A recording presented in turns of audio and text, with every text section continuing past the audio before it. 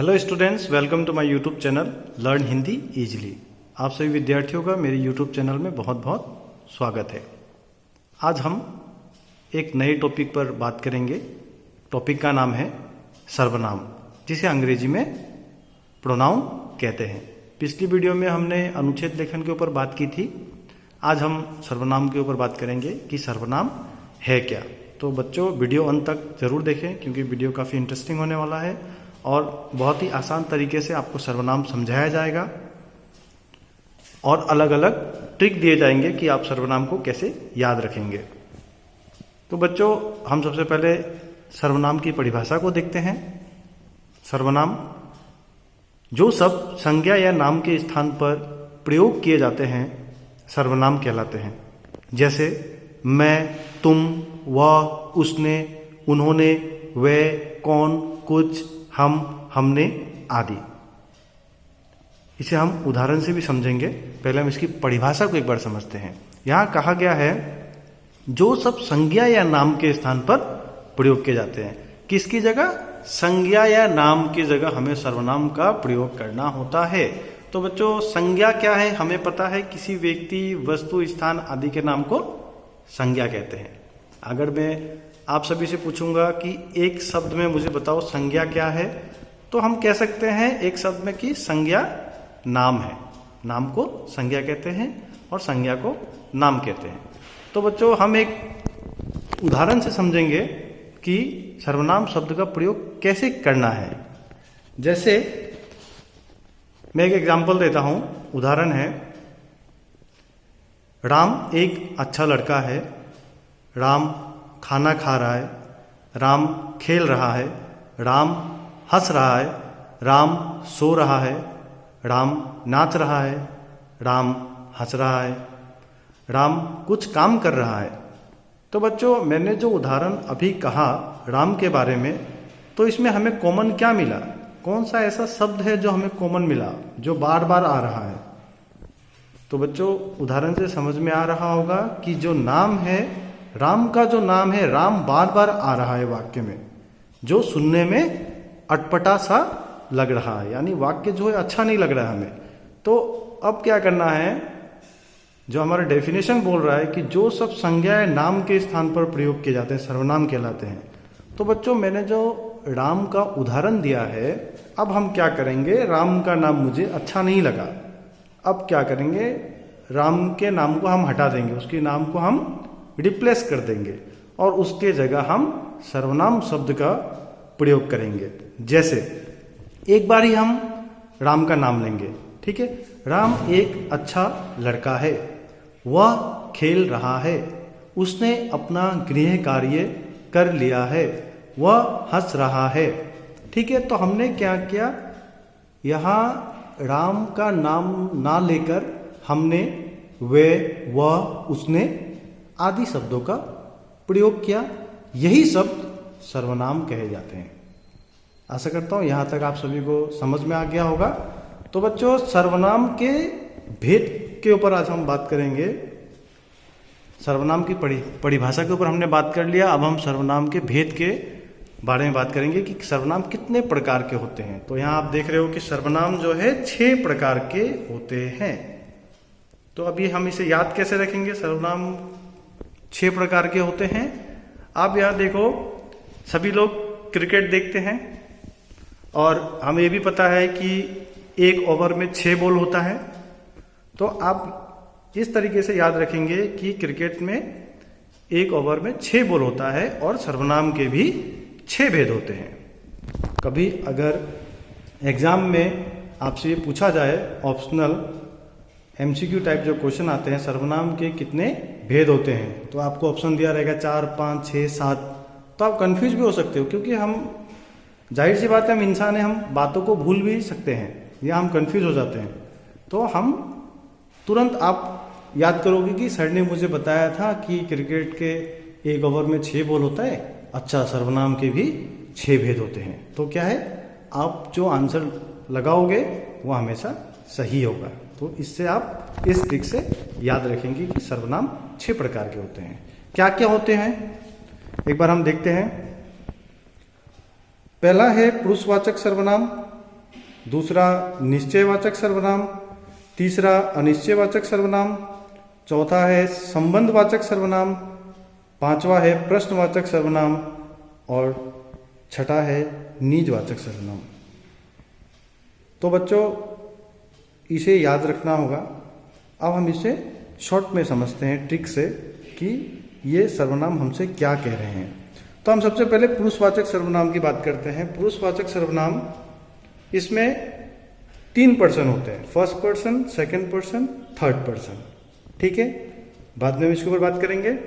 अब निश्चयवाचक के ऊपर हम बात करेंगे। जो निश्चयवाचक सर्वनाम है, अगर हम निश्चयवाचक में निश्चय और वाचक को अलग कर देंगे तो निश्चय का मतलब होता है श्योर, यानी जो चीज जिसमें हम 100% श्योर हैं या हम पूरे एकदम 100% पक्का जो काम होगा वो सही है। ठीक है, जिसके ऊपर हम 100% श्योर है वह निश्चय। ठीक है, जैसे हम बोलते हैं ना, मैं निश्चय ही काम कर लूंगा, तो मैं अपना काम श्योर कर लूंगा। ठीक है, ये समझाने के लिए आपको मैंने कहा।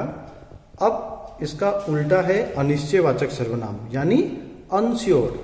जिस काम में हम श्योर नहीं है वे क्या हो जाएगा, अनिश्चयवाचक सर्वनाम, यानी अनश्योर। चौथा है संबंधवाचक सर्वनाम, यानी रिलेशन।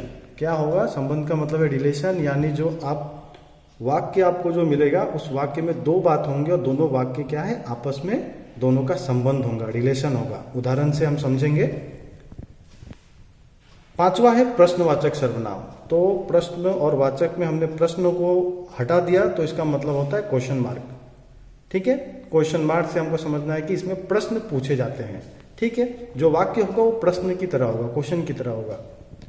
और अंतिम है छठा निजवाचक सर्वनाम। निजवाचक में हम निज को हटा दें तो क्या होगा, निज का मतलब होता है माई सेल्फ, यानी खुद, स्वयं।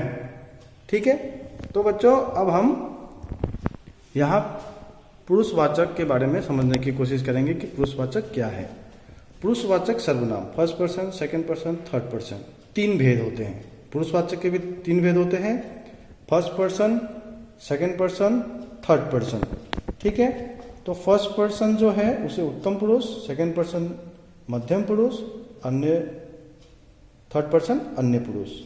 तो यहाँ पहला पर्सन जो है वो क्या है, वो खुद के लिए, मान लीजिए मैं हूं, मैं खुद के लिए मैं, मेरा, मुझे, मुझको, मुझसे, मुझ में, इन शब्दों का मैं प्रयोग करूंगा। मान लीजिए मैं मेरे मित्र से बात कर रहा हूं तो मैं बोलूंगा तुम कब आए। ठीक है, तुम्हारा नाम क्या है, तुम क्या कर रहे हो। ठीक है, जब सेकंड पर्सन से हम बात करेंगे तो क्या होगा, तुम शब्द का हम प्रयोग करते हैं। तुम, तुम्हारा, तुझको, तुझसे, तुझ में, इन शब्दों का हम प्रयोग करते हैं। थर्ड पर्सन जो है वो अन्य पुरुष। जब मैं और मेरे दोस्त किसी तीसरे पर्सन के बारे में बात करेंगे तो वह, वे, उसने, इन सर्वनाम शब्दों का प्रयोग करते हैं। वह, वे, उसने, इस, इन्हें, उन्हें, उन्होंने। ठीक है, इन सर्वनाम शब्दों का हम प्रयोग करते हैं। तो पुरुषवाचक के भी 3 भेद हैं, first person, second person, third person.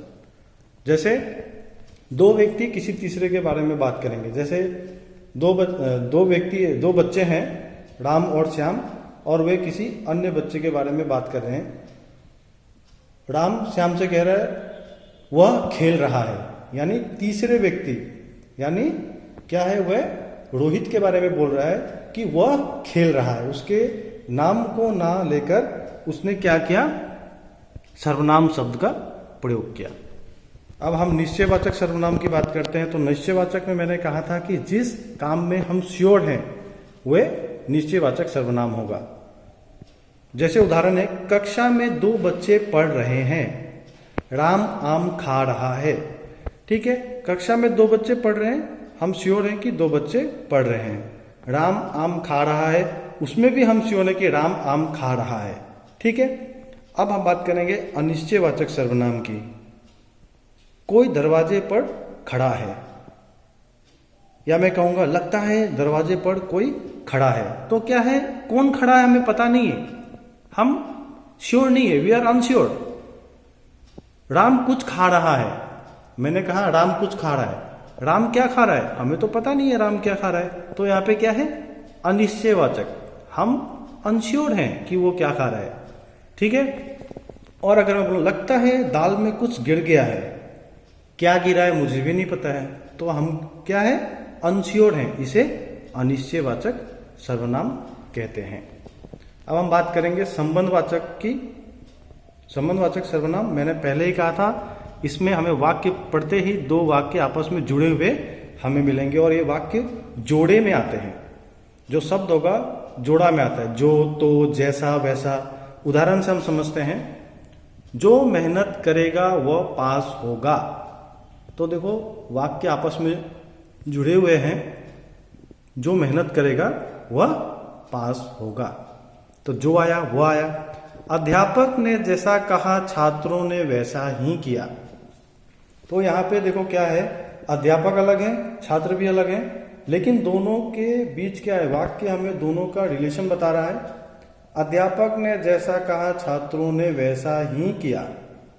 यहां तक समझ में आया सारे बच्चों को? यानी अध्यापक और छात्र के बीच ये वाक्य दोनों का रिलेशन बता रहा है। ठीक है।